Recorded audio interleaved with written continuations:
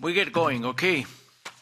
We thank you for your patience, but I think it's fair enough that we should pay tribute to the presence here of our special guest speakers to deliver on their views on the assessment on the regulation laying down rules to prevent and combat child sexual abuse, which is a matter of the highest concern for this committee of us. Now, the thing is that we are to engage in the proposal aiming for this permanent legal framework, preventing and combating sexual abuse online. The proposal was in due time accompanied by an impact assessment. However, there are still many concerns as to the potential impact of the proposal on fundamental rights, regulatory scrutiny board, and a number of issues which are of our agenda. It's a large scope of questions. The one involved, the European Research Service as outsourced study. External experts are to present the outcome of this complementary study, complementary to the impact assessment. That is why we're hearing first from Mrs. Maniaki Griva Alexia, which is head of Impact Assessment Unit of the European Research Service, European Parliament Research Service. Then we will be hearing from Professor Dr. Prinil Bhatt, ICT expert from Leuven, and then Vavula Njovi, if I'm pronouncing it correct, expert in data protection from Queen Mary University from London. Then, of course, we will be having discussion. I understand that there will be round for the yes. Now the rapporteur for the file is showing up right on time. We thank you for being here, Mr. Zarzalejos, because we were waiting for you to come, but we were getting it started. Okay, now we hear first from Maniaki Griva Alexia, which is the impact assessment person for the European Parliament Research Service. There you go. Thank you very much, Chair. And thank you for this opportunity to present to you today the draft final complementary impact assessment of the Commission's proposal on child sexual abuse online.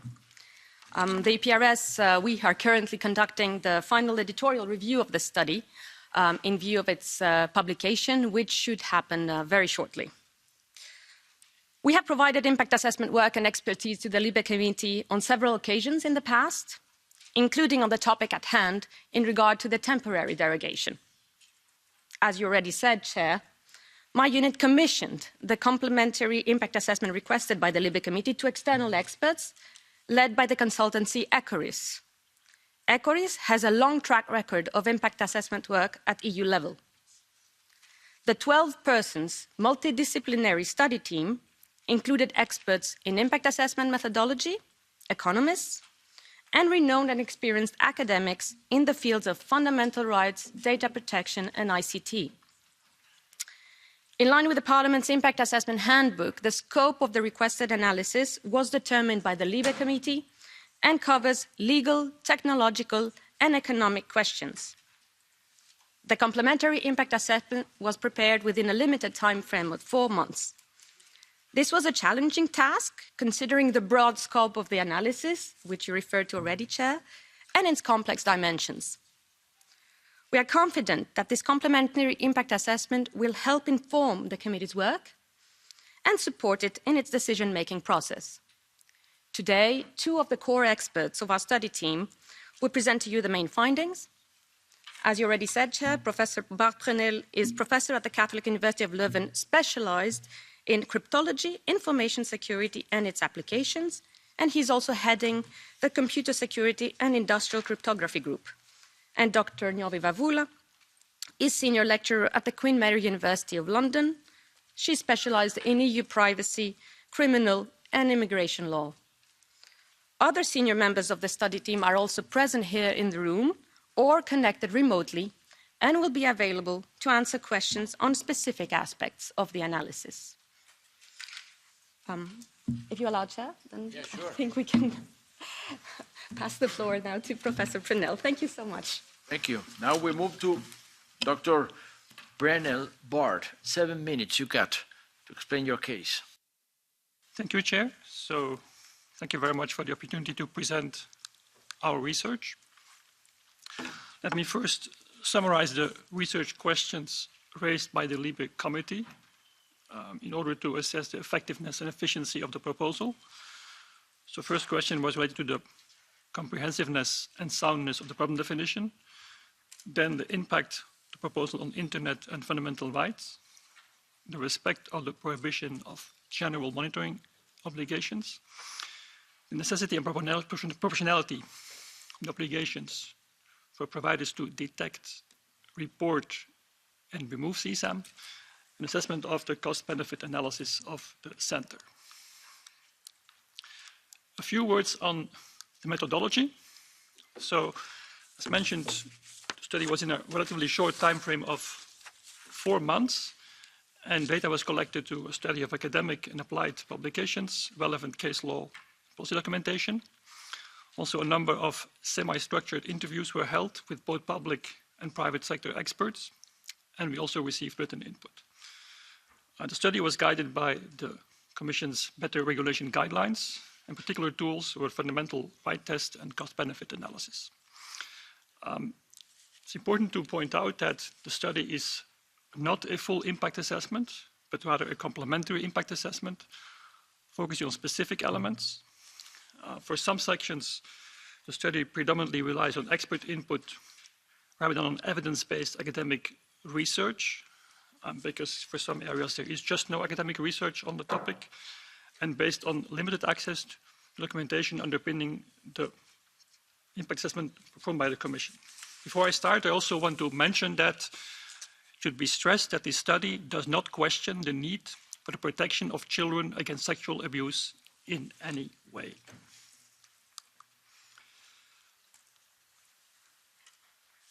So, on the comprehensiveness and soundness of the problem definition, the study concludes that definition of the problem is of acceptable quality. There is some weaker elements, in particular argumentation with respect to how legal fragmentation across member states impacts cooperation between, on the one hand, public authorities, on the other hand, providers, and subsequently also how this impacts the internal market. Second element is end-to-end encryption that should have been examined as a key component in the problem definition, and I will come back to end-to-end encryption on the next slide. So the impact of the proposal on the internet, there we look at 3 aspects. First element is technical feasibility of detection of CSAM material. Second element will be impact of the proposal on the quality and quantity of detection, and then also impact on the behavior of the stakeholders. So let's first focus on the technical feasibility of detecting CSAM, and there we distinguish between open communication channels, unprotected channels on the one hand, like if you make a normal phone call on your mobile device or on a fixed phone, or if you send an email over the internet, and then on the other hand, end-to-end encrypted communication. So for open communication channels, non-CSAM can be detected with relatively high accuracy, and this is already happening to some extent today. This technology has a risk for abuse. It is possible to modify the content in such a way that you can evade detection, which is relatively easy. And the proposal also covered detecting new CSAM and grooming, and there the study concludes that it's not possible to achieve the same high accuracy, which means there will be many false positives and negatives. False positives means that content which is not CSAM will be detected as CSAM, and false negatives will mean that CSAM content will not be detected. There are some tools provided by some players, but in general, there is limited independent expert assessment of the accuracy of these tools. This evaluation is only done by the people who do it themselves and not by third parties. In general, these tools rely on what we call security by obscurity. You cannot know how the tool works, because if you know how it works, you can actually evade this. This is against the fundamental principle of securing systems. For grooming, the problem is even larger. There the accuracy is lower. There exist some tools, but they're insufficiently context and language sensitive. As an example, the current tools available are only available for English, but also depending on the context, something can be grooming or cannot be grooming. Second, we move to end-to-end encrypted communication channels. There we believe detection of CSAM is highly problematic, and more communication channels are end-to-end encrypted. More than 80% of web traffic today is encrypted, and this is important to protect our security. And the Commission uses Signal, which is end-to-end encrypted. Many of us use WhatsApp, which is end-to-end encrypted, which means that you can no longer do detection in the communication or in the service provider, because there is encryption from one device to the other device. So the only way you could actually detect CSAM would be by scanning on the device of the user. So you would have to insert additional software in the user device, and such a software will create new vulnerabilities that are open to attack and abuse. There is a risk that third-party hackers or other nation states will use this vulnerability to actually get access to content. There is also a risk that the same technology can be used to detect other content. For example, politically sensitive content. Opposition players, for example, could be also targeted with these kind of tools. In general, these tools are closely intertwined with how a computer works, how the operating system works. So again, it can only be done by security by obscurity. You cannot publish the full details, which means it's very difficult to have an independent expert oversight on how these tools work.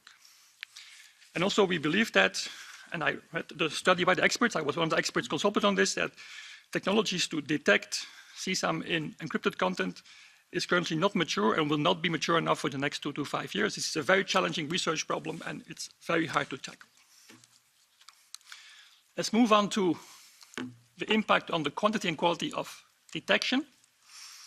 The stakeholders' view there on the impact of the proposal were different, but general expectation, as concluded in the study, is that the quantity of the reported content will increase significantly. Why? Because the proposal mandates scanning, which means that there is no longer voluntary scanning, but mandatory scanning, which means that there will be a lot more being reported. Second, there is also a risk of liability, and maybe there will be over-reporting. So in fact, we can expect a very large number of reports, increasing the workload of law enforcement agencies.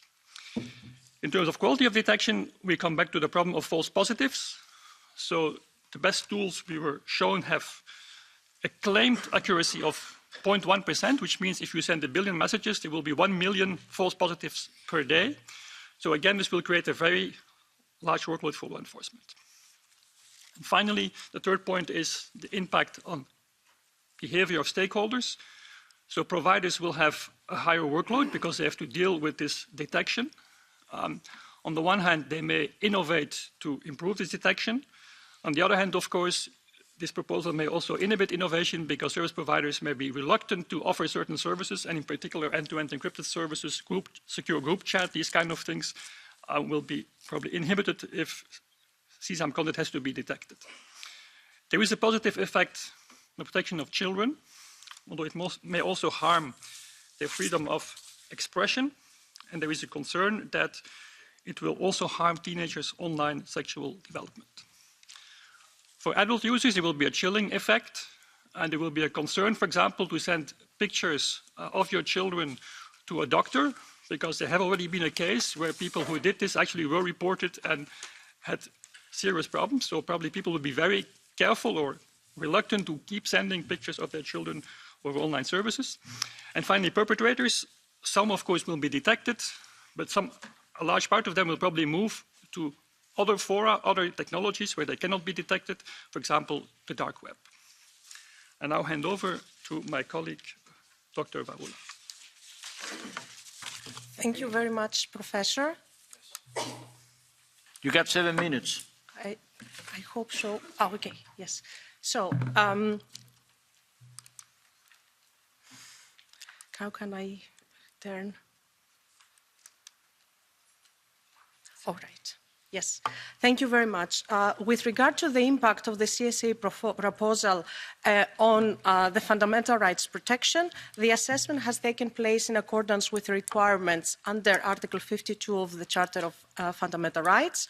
The study has found that in aiming to prevent child sexual abuse online, the proposal impacts positively a series of fundamental rights of children, namely these are the right to integrity of a person, the prohibition of torture and inhuman or degrading treatment, privacy, and the rights of the child. At the same time, the proposed rules negatively impact the same fundamental rights of children as users of services, and more generally, users of services' rights to privacy, data protection, and freedom of expression and information are interfered. Finally, the proposal also interferes with the rights of businesses to conduct a business in relation to all information society services.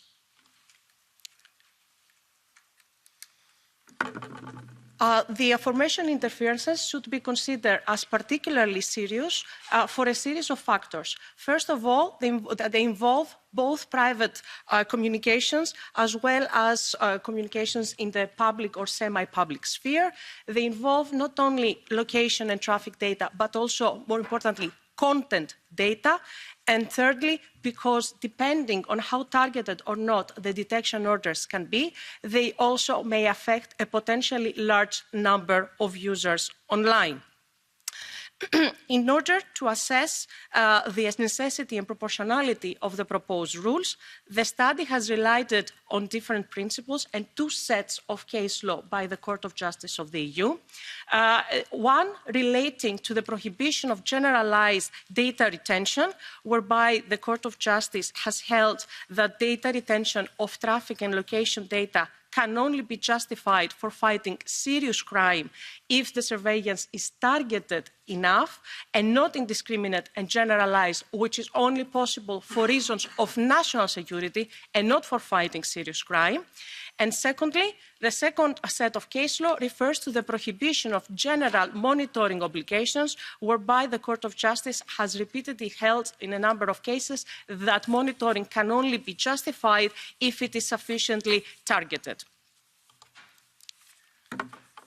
By using the relevant case law as a benchmark for the analysis, the study has found that though the proposal undoubtedly pursues an objective of general interest to the EU, that of fighting child sexual abuse online, the proposed rules are not sufficiently foreseeable due to numerous vague terms that are being used that can pose legality challenges.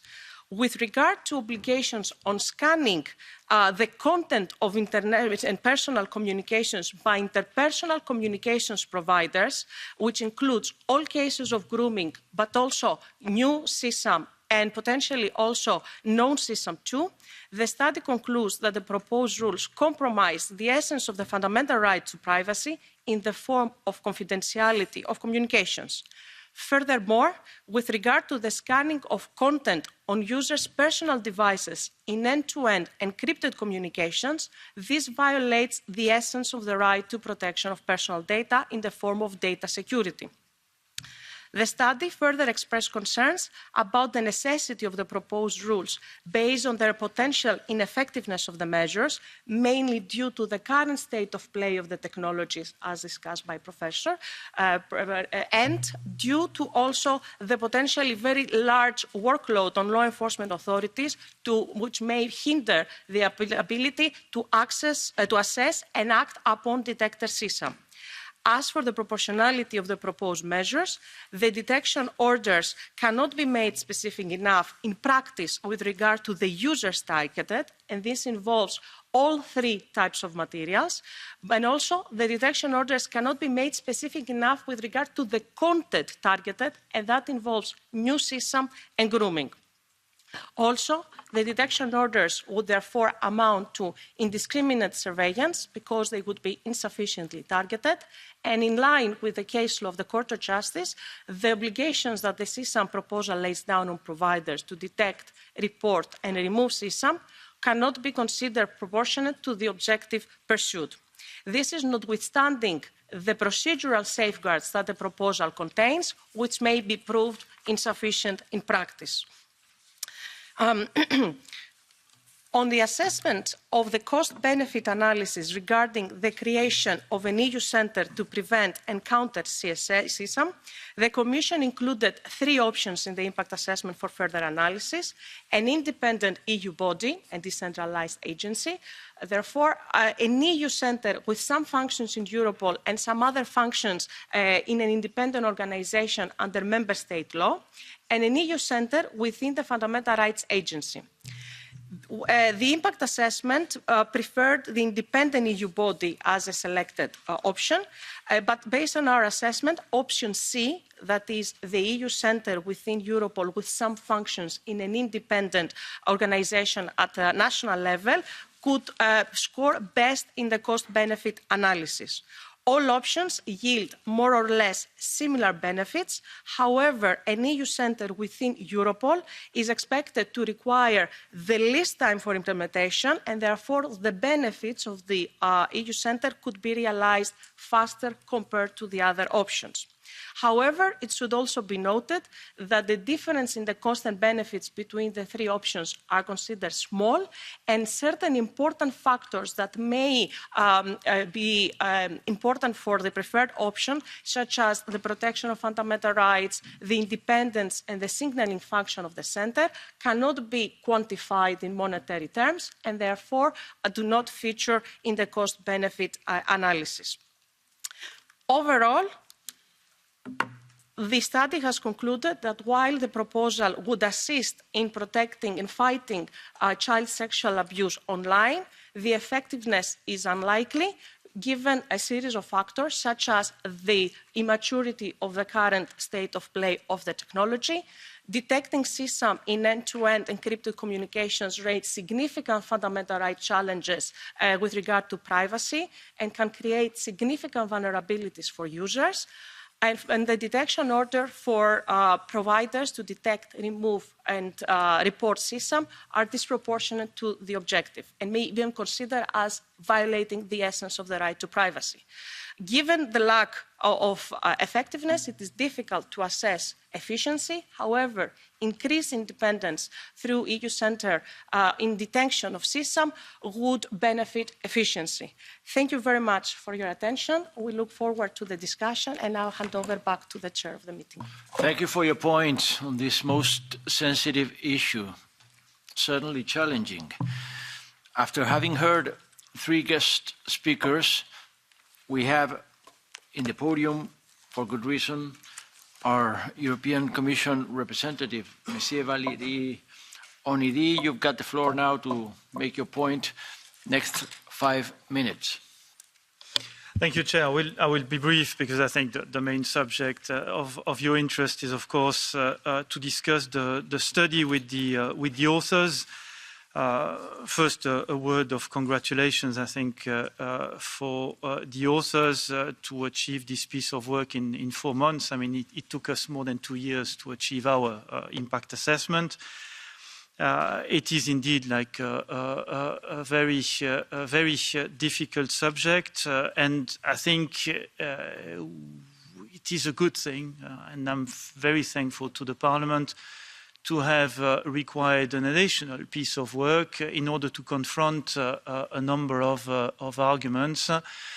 What I'm very happy about is the fact that the issues listed, and I'm sorry I haven't had the chance to read, of course, the study, but from what I just heard, I'm very happy that the list of issues is the very list we are discussing now for some time. So at least one good thing is that we don't have like new issues or different issues being challenged or questioned. I think on the problem definition, we're good. I've heard the fact that there was a strong case. I understand the slight criticism on the fact of the public authorities cooperation. This being said, the proposal essentially aims at the contributions of all the economic actors, the platforms. It's not so much a proposal that gears at ensuring full coordination and also seamless action of public authorities. It's one of the aims, but the main aim is really to get all platforms to engage and get out of the current situation where 85% of the detections are being conducted by essentially three companies. On the technical feasibility, I mean, I've heard our expert, and I can only concur with the expert.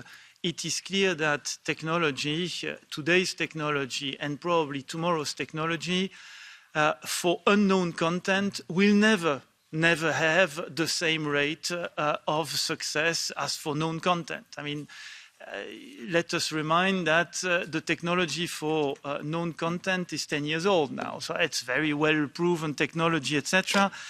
But the question here to the lawmakers is what kind of margins do you accept? And I believe that the current very objective and factual figures that have been provided throughout the discussions are quite reassuring, even today, without all the significant improvements that will come in the coming years. The degree of success, i.e., the margin of false positive, even for for new content, is actually quite acceptable.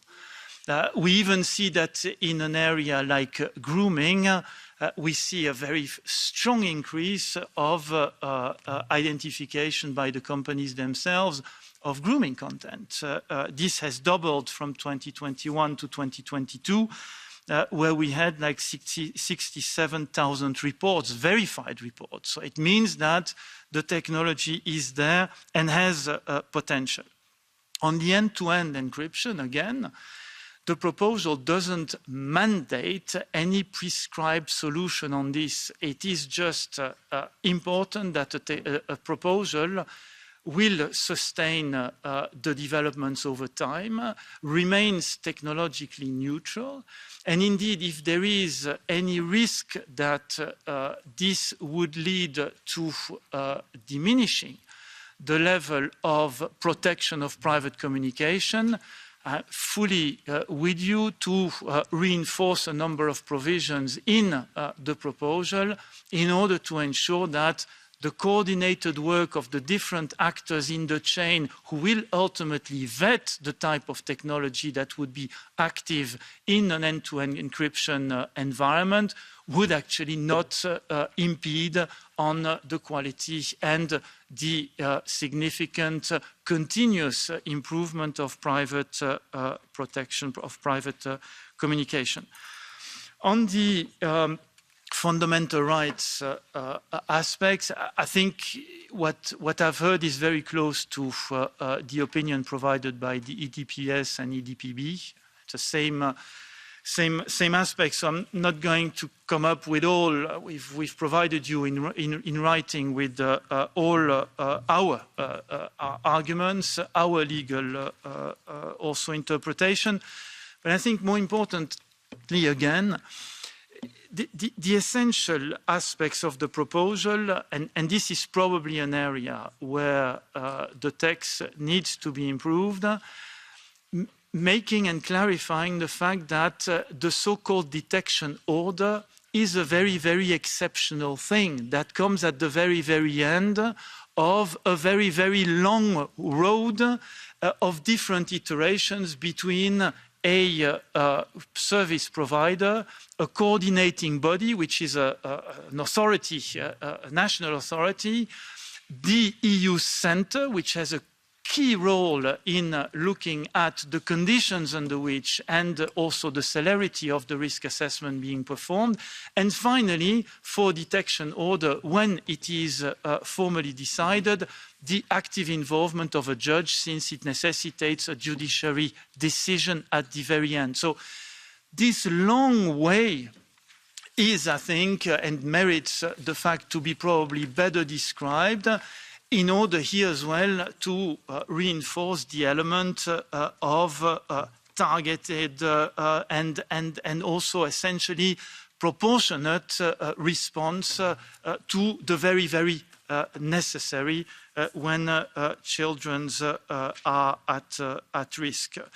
I think, again, it is fully compatible with the ECJ jurisprudence, notably what we have taken note of in the context of the Microsoft Ireland case, where there is ample description by the court of the conditions under which monitoring can actually be actively operated by private organizations in the context of private communications, and I think is totally reflecting the conditions under which this is being provided for in the proposal.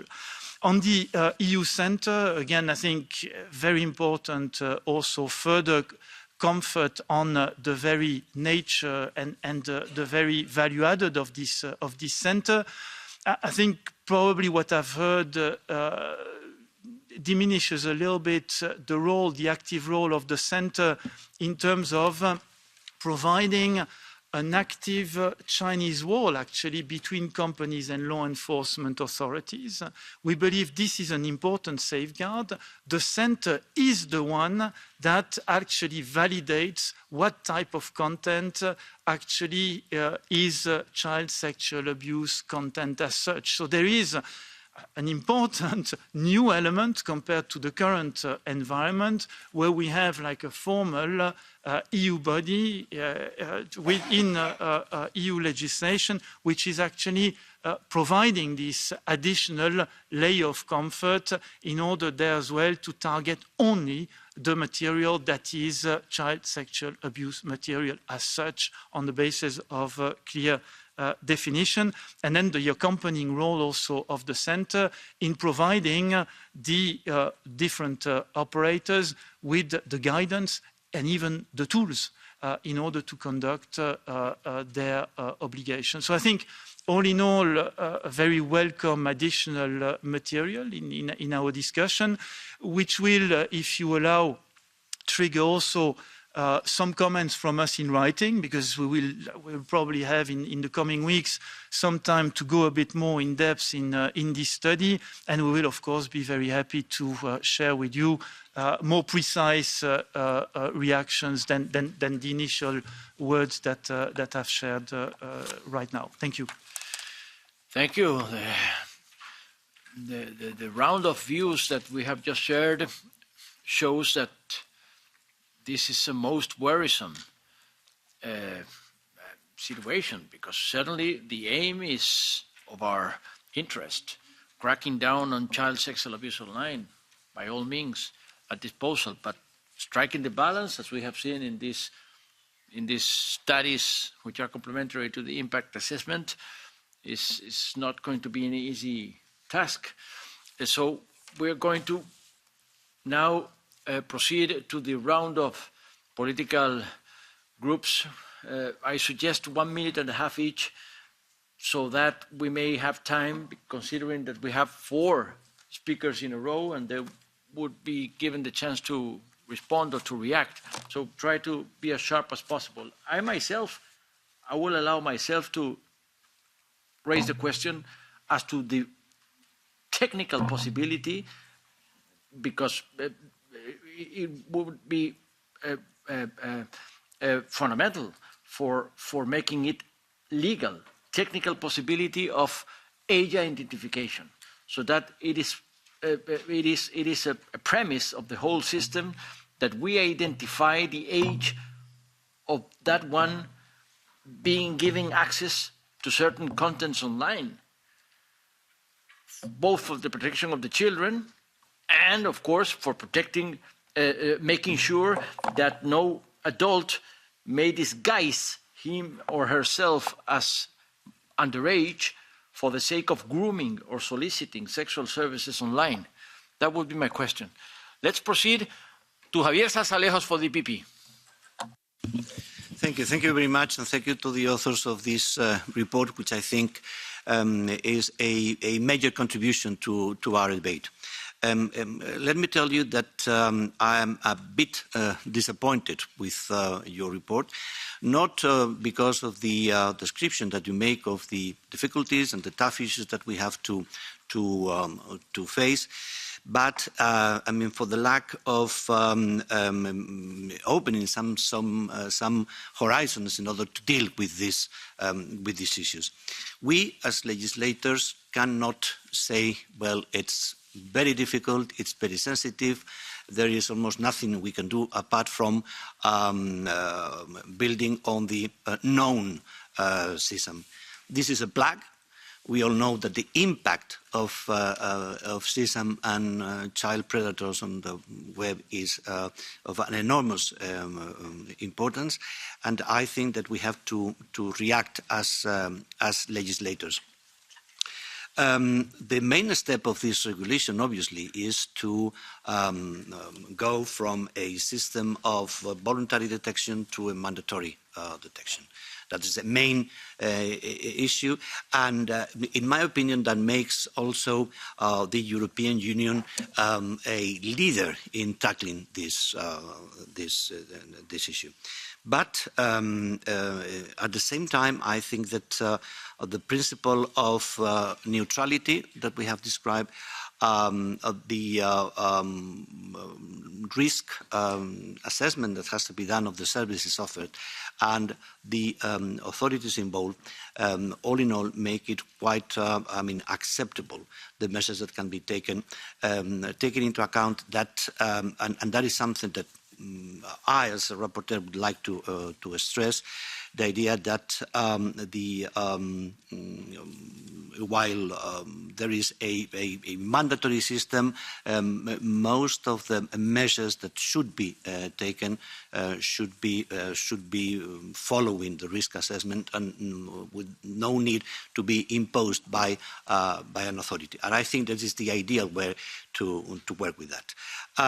But let me tell you, I think it is not good enough to say that there is enormous problems of that, and there's very little we can do. And at the same time, it is a bit striking to see that technology is evolving in a quite astonishing way, but at the same time we continuously repeat that it seems that technology able to detect that in a very selective way seems to be frozen the state that it was five years ago. That is something that it's not easy to explain. So, I mean, those are my main comments. I do think that your report has some very valuable contributions to our debate, and of course I'm willing to listen to your reactions. Well, Mr. Zarzalejos is obviously the rapporteur for this file for the LIBE committee, so he's exceeded largely the time I suggested. But I also suggest that the rest of you please try to make the best to be as short and sharp as possible so that we may complete the round and be back to our speakers to respond and meet the concerns which are to be raised. I understand for the S&D, it should be Paul Tang, which is the shadow for this file. Thank you, Chair. And indeed, this is a serious and challenging issue. And having looked into this quite extensively together with, among others, Javier, you can but conclude that the internet is a very unsafe place for children. And indeed, I agree with the rapporteur that we need to find ways forward to make the internet a safer place for children. My impression from the last months has been that if you want to prevent ongoing child abuse, you need to follow signals from real life, because it's the extended family, sport clubs, and all where child abuse takes place. You have to infiltrate the dark web. But the cases found on the clear web are relatively minor compared to the dark web and what happens in real life. So this already puts in question how much we want to put the spotlight on the clear web and on private communication. Nevertheless, I also learned from conversation with the victims that you want to stop the dissemination of known CSAM. Right? That's a very clear wish. And this is, I haven't really been able to fully study the study, so to say. But I focus very much on the client-side scanning. But I accept that when it comes for unknown CSAM, for example, the technology are too inaccurate to even to consider it, certainly at this stage. But is it possible to have some form of scanning if there is no reporting obligation? Because now, or is it, are there forms where you keep it only on the device? For example, when you have no reporting obligation, it could be the case that the user that wants to disseminate known CSAM is warned that this is illegal to do. That could help. Second, and that's very much related to the question by the rapporteur, I see on page 24, you see alternatives for scanning, like user reports. Can you elaborate on that as well? Because I think it's important that we come up with a perspective on what we can do and not what we cannot do. And in view of time, I leave it to this main question, Chair. Thank you. Now we move to Renew. It's Moritz Kerner.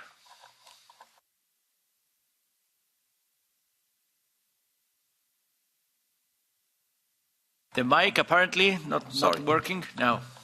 Vielen Dank, Herr Vorsitzender. Thanks, Chairman, and thanks to the authors of this study for the excellent work that's been done in this study, describing that now you have too many reports and you're a bit overwhelmed. What about the massive notifications you're going to expect to see in the future? How are you going to cope?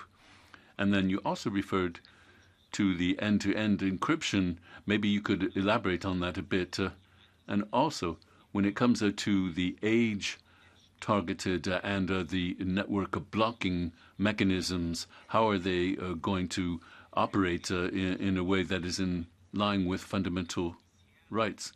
If I understood that for grooming, there are only technologies available in the English language, how is that then going to work throughout Europe with all of the languages? That's something I would ask. The Commission says that we have made a lot of progress, but with all due respect, if it's only working in English, how can you possibly conclude that you suggest this be a law for the whole of Europe? According to the results of that study, you should withdraw that proposal accordingly. And I think, actually, the study, I think, proves that the proposal is of limited value, and it's going to put too much of a burden on the authorities and the encryption proposals. President von der Leyen should call upon you to finally withdraw the proposal until you can get something that's more democratic. We don't want a state of supervision. Thank you. Greens, it would be Patrick Breyer.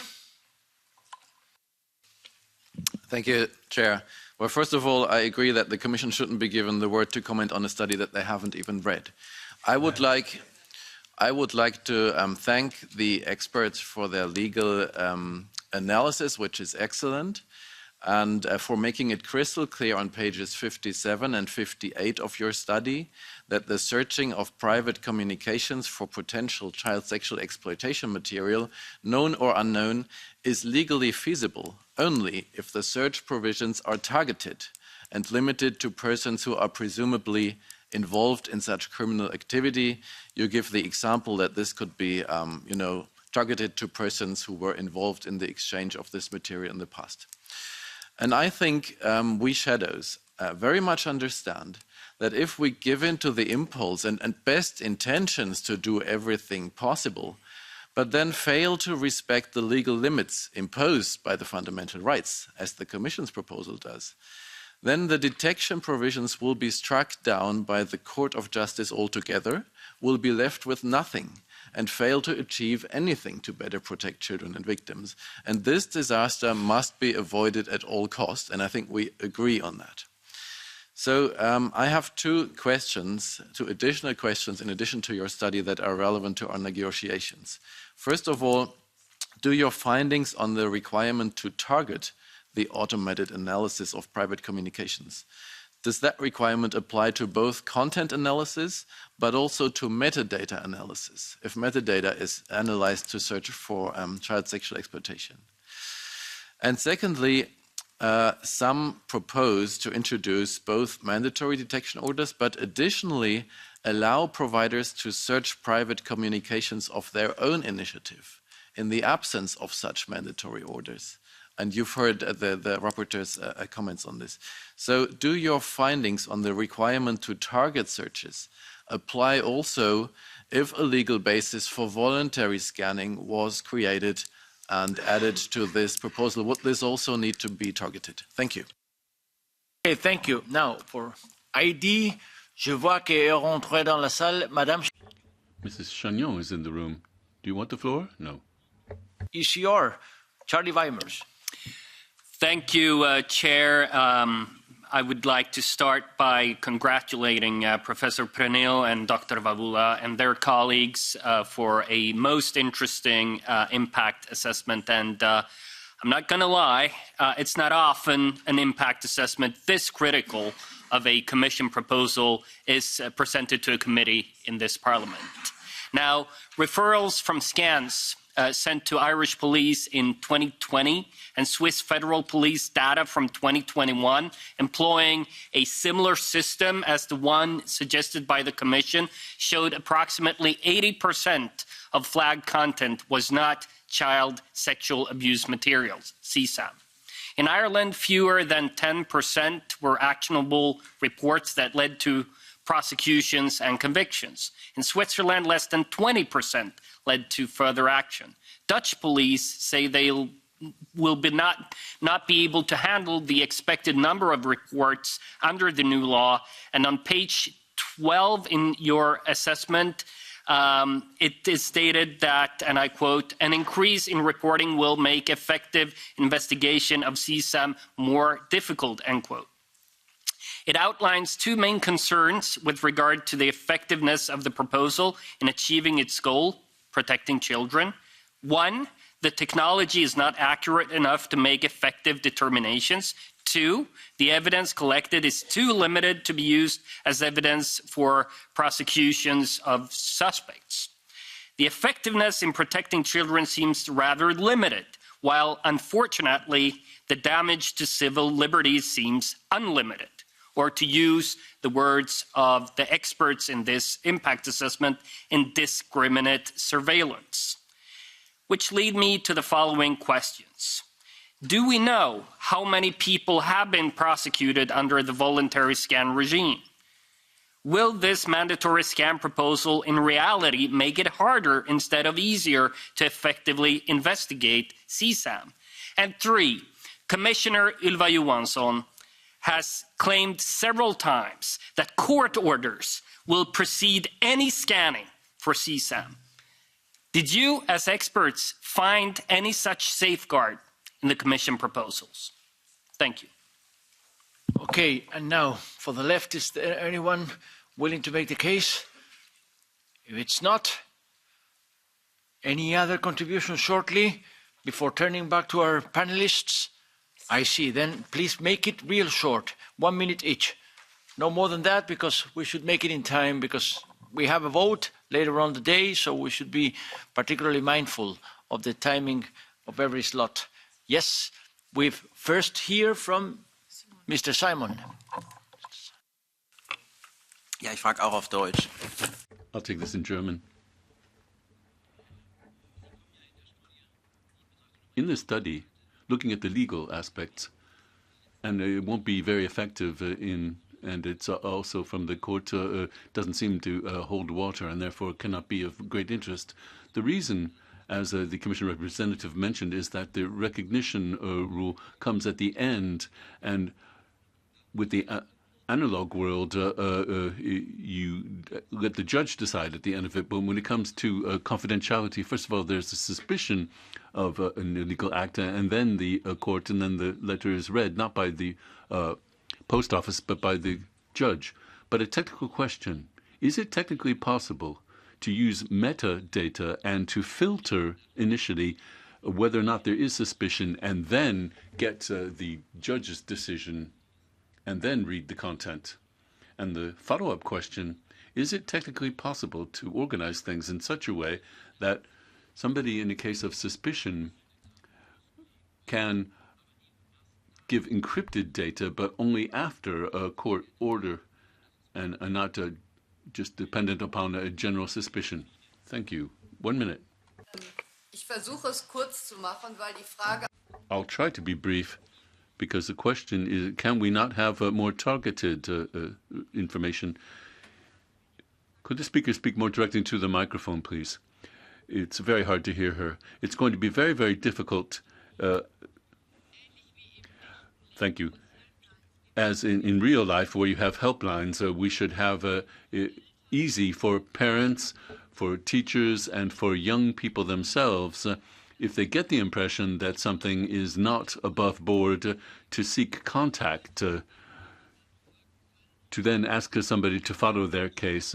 We should not play down the importance of, when it comes to grooming in particular, young people are increasingly exchanging sexual content between them, which inevitably will, aside from the question of language, there are lots of sexualized conversations between 16-year-olds, between 14-year-olds, and then they could pop up with the authorities as a suspicious case. But what would the consequence be for young people then if they're aware of that? Will they find other ways to exchange this information if they can't get the advice and they're left to fend for themselves? Particularly when we're talking about protecting children, we also need to factor in those things in our focus. Thank you. Für die technische Hilfe unserer Kollegen. Thank you for the technical help by my colleague. Okay. Alice Kunke. Thank you. And I have several questions to our guest, but I take two short ones. The first one is, when it comes to preventing child sexual exploitation in the first place, which specific measures do you recommend to design services so they are safe for children? And the second question is, what do you expect will be the impact on the LGBTQI community, where sexting and consensual sharing of images is prevalent more than elsewhere? Thank you. Thank you. Now let's back to our panelists. I suggest the same order in which we heard them in the first place.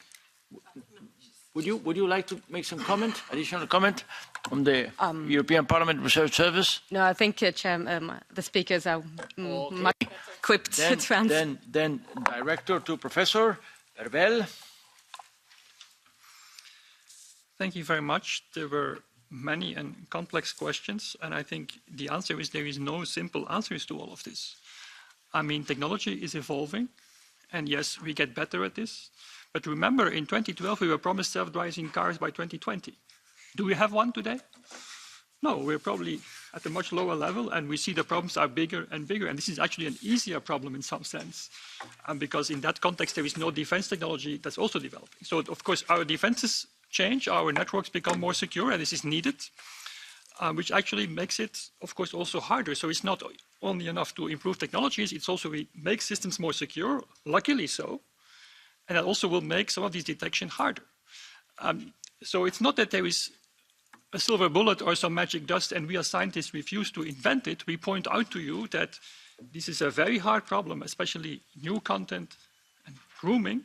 It's a very hard problem, and it's exacerbated if you also have end-to-end encryption, which we all need for our communications. We don't want our communications to be on the street. We want also off-the-record communications, like Signal is, which means that afterwards there is no trace.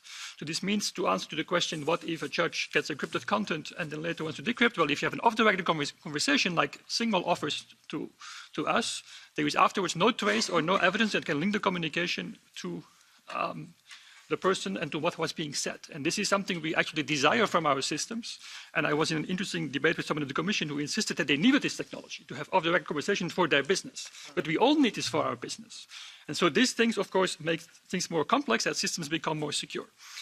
We also would like to have this magic thing where we can still look in the device and not affect things. But I think the experts keep saying that if you look into the device, then actually you will create a hole, and this hole will be exploited by organized crime, by other nation states, and it's a new vulnerability.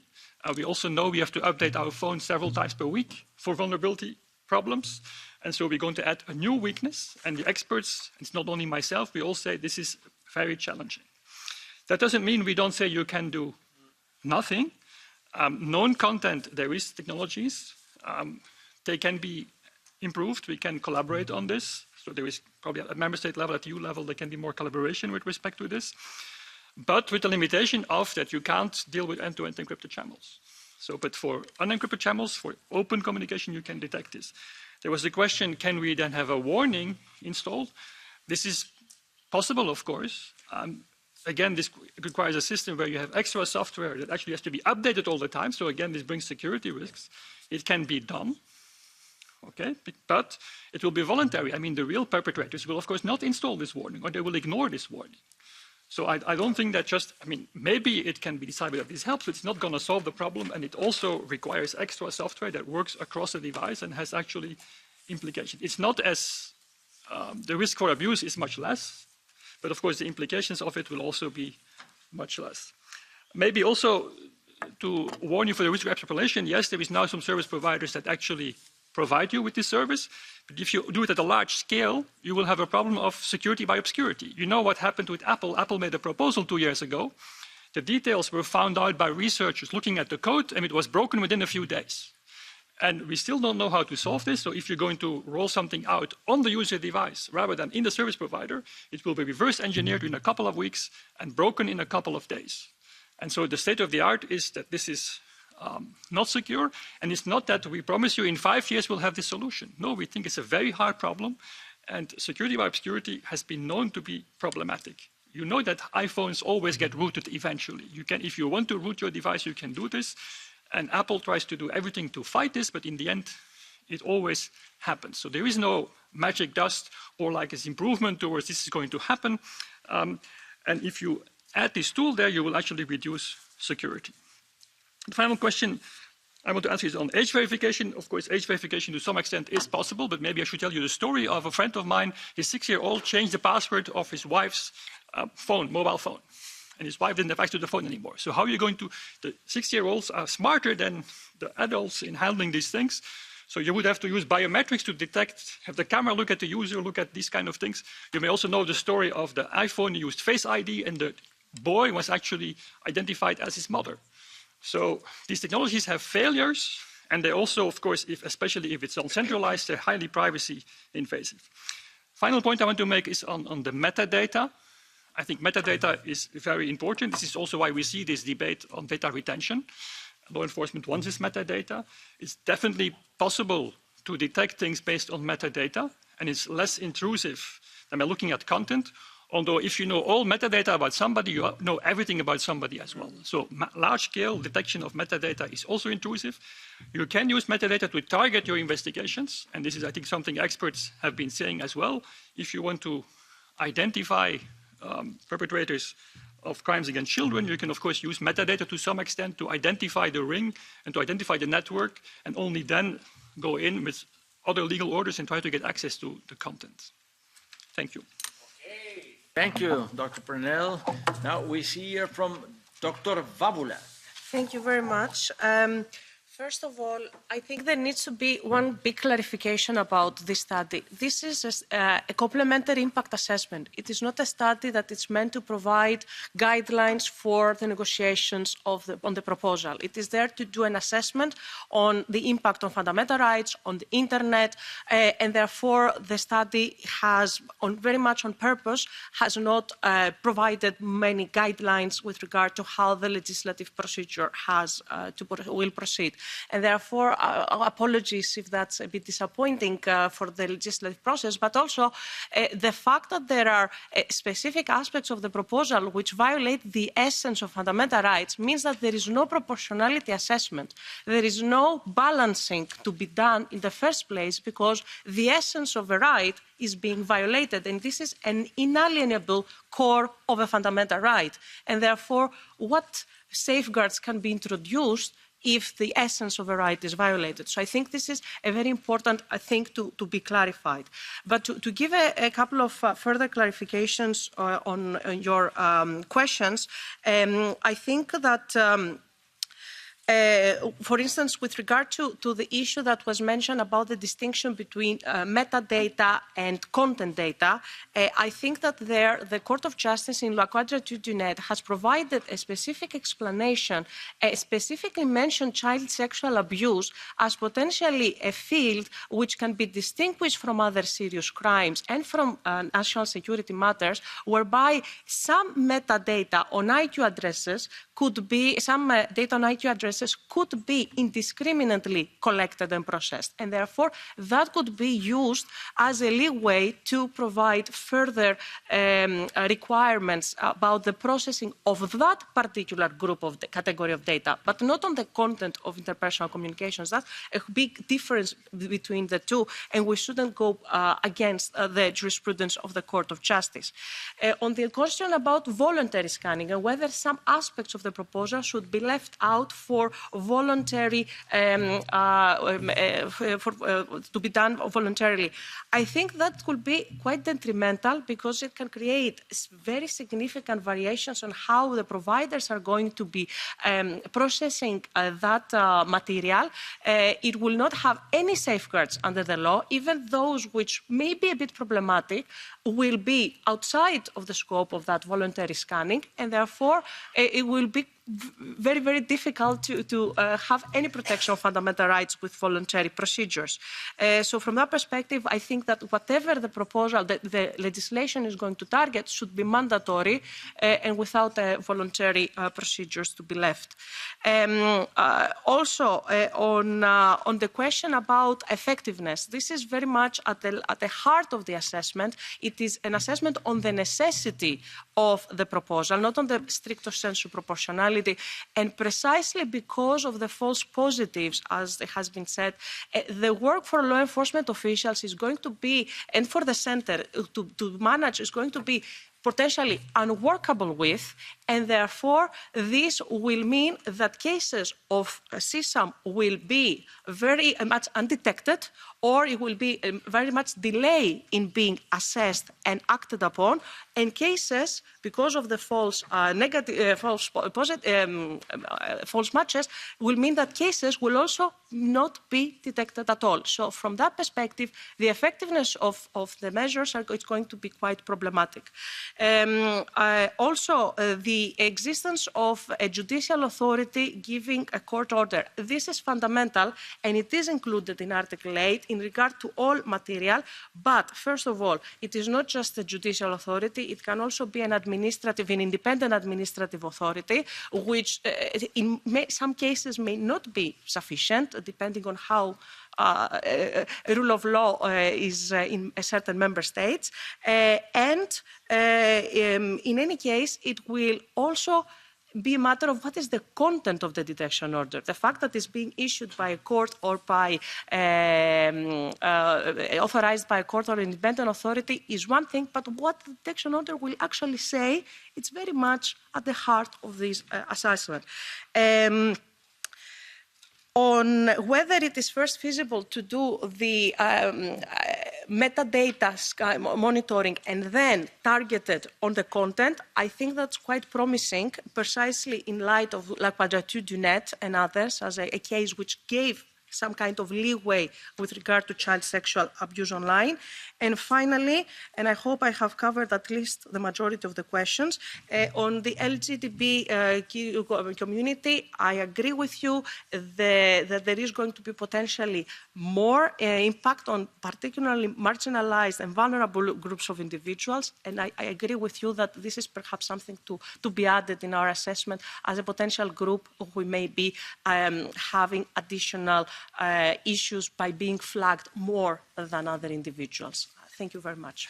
We thank you. You've been as thorough as possible, obviously. But let's complete the round with some additional comments from the Commission. Monsieur Onidi.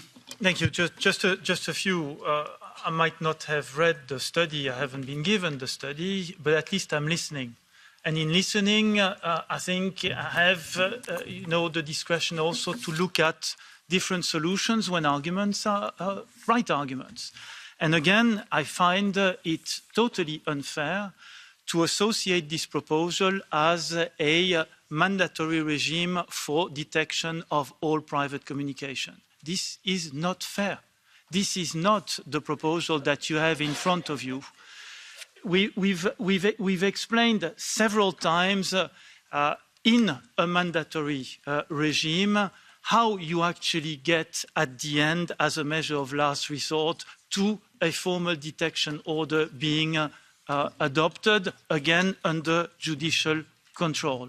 The detection order itself will contain elements of discretion. The detection order doesn't mean that 100% of the communication of a given service will be subject to the detection order. The detection order will include a number of conditions under which, and it is in this context that the use of metadata is an additional element in order to point at the very communications that are particularly at risk. Also, to ensure that in the context of a detection order, you do not have 100% of monitoring of the communication. Second aspect, which is very important to me, is the discussion about real web, dark web. It's an illusion to believe that child sexual abuse is being organized in the dark web. Child sexual abuse is a very reality on the real web and will continue to be like this. There cannot be grooming on the dark web. How would children have access to the dark web? So the very nature also of the problem we have is very much centered about finding responses, adequate responses, proportionate responses to a phenomenon which touches upon the real web. And even if at the end of the day, for some perpetrators, there is somewhat of a migration to the dark web in order to get supposed enhanced protection, this might actually also facilitate the life of the law enforcement community because they will have an additional way at pointing at the real high risk community of perpetrators.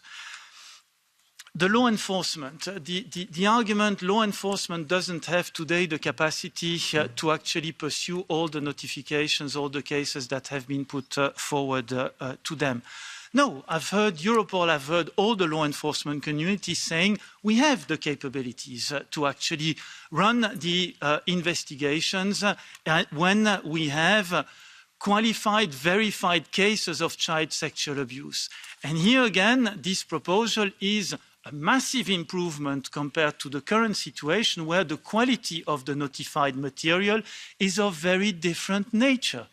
It takes the law enforcement 80% of their time to actually arrive at the conclusion whether or not this material is and can qualify as child sexual abuse material. In the context of the proposal, with the additional element of a center that does the analysis, the law enforcement, 100% of their time can be devoted to actually target and run investigations on verified child sexual abuse cases. Finally, on the technology, I'm very happy for the additional also explanations. There is no 100% solution with technology, but we have to, I mean, especially in Europe, with the commonly agreed issue on the major increase of children being abused online, we have the responsibility to actually come with a framework that over time, it's the same with non-conventional cars. I mean, yes, maybe we will lose and miss a dedicated target, but I think over time, and the proposal will equally stimulate actually proper technological innovation in order to get the proper tool to do this. So it's too easy to dismiss things because supposedly the technology is not 100% ready and doesn't incur any potential risk. There is always a little element of risk, but a new element of risk triggers a new element of response and solution, especially in Europe. Thank you. Thank you. Certainly a discussion worth having. for the kind of work we have to carry out ahead. But the Commission, the Commission just said he hadn't read the study. So if I expect the committee secretariat to give a study to the Commission before the Commission comes to a discussion on a study, if someone from the Commission is here in a committee of the European Parliament discussing about a study, I expect him to read the study beforehand, and if he doesn't do that, please don't take the floor. That is what we can expect as directly elected members of this House. Well, you made your point. Any discharge? Monsieur Onidi? There was a very concrete and very clear presentation. I'm listening. I've listened to the presentation and I'm reacting on the presentation. I think the messages of the presentation were extremely clear. Okay. Anyhow, the point I was making is still valid. This has been a discussion worth having. At times we go through points of routine in our order of the day, and at times we see live on stage an intense discussion on a sensitive issue with a very hard balance to be struck between the values and rights which are here involved, including, of course, all the concerns that have been raised regarding the fundamental rights protected by the Charter. But anyhow, the aim of this legislative work of us is absolutely relevant. How to crack down on child sexual abuse and make it in a way which will certainly not meet the technological revolution which is unfolding round the clock, unstoppable. So will certainly be somehow obsolete when we make it. But anyhow, it's still worth that we give it a try and do it our best. We thank you for your testimonies. We now see that the people in charge of the next point in the agenda of the order of the day have already shown up. So let's proceed. Thank you.